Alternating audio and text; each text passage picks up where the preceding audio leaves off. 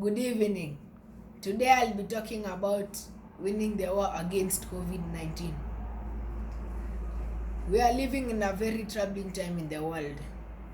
The valley of the shadow of death looms over the earth in the form of the global COVID-19 pandemic. The spread of this COVID-19 has turned the world upside down. We are in the midst of this pandemic, another dark time in the history of mankind, but you have God who puts light in our dwellings. This message gives us hope in the face of this pandemic. God assures us that He is with us and will deliver us in His mighty power. When life turns bitter, we can become better if we quit blaming God and get ready to embrace the new season of hope. God's word still has answers for a plagued world. There's a fair bit of worry and consultation surrounding COVID-19, the disease known as the novel coronavirus. And as the virus continues to make its way around the globe and new deaths and infections are reported, the fears are only rising. Here are some 5 essential points to consider amid coronavirus fears. The first one will be worrying does little to help. I'll read from the book of Luke chapter 12 verse 25 to 26. And it says, "Who of you by worrying can add a single hour to your life? Since you cannot do this very little thing, why do you worry about the rest?" Many people are worried about coronavirus, but this is a time to put your trust in God. At the end of the day, worrying does little to help.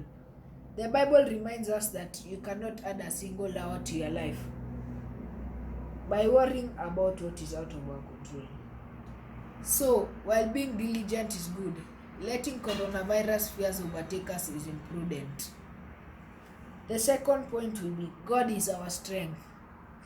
And I'll read from Psalms chapter 46 verse 1 to 3. And it says,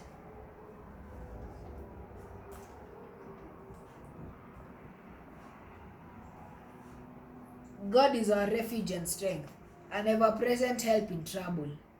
Therefore we will not fear, though the earth give away, and the mountains fall into the heart of the sea, though its waters roar and foam, and the mountains quake with their surging." We see that when trouble hits, whether it's fears of coronavirus or something in our personal lives, we can pray for peace and strength. We see that true refuge is found in God, and true refuge from God eliminates fear from us. The third point will be prayer matters. And I'll read from Philippians chapter 4 verse 6. It tells us, "Do not be anxious about anything, but by prayer and supplication and with thanksgiving, let your requests be known to God."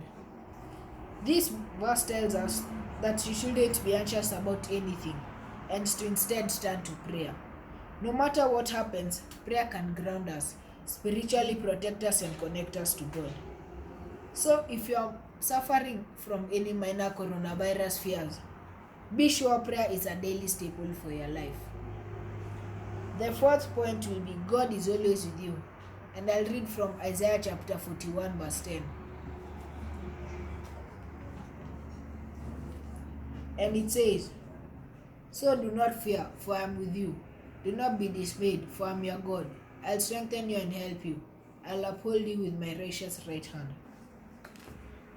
Isaiah reminds us that God is with us, and we shouldn't be dismayed or be fearful. While the world lies in fear, Christians must look to the peace and power of God to be the living hope found in His name. Faith can be an antidote to fear, and nothing strengthens a believer's faith like the promises of God. Even for those who become very sick, God promises to be with them and uphold their life with His power. The third point will be let's lead.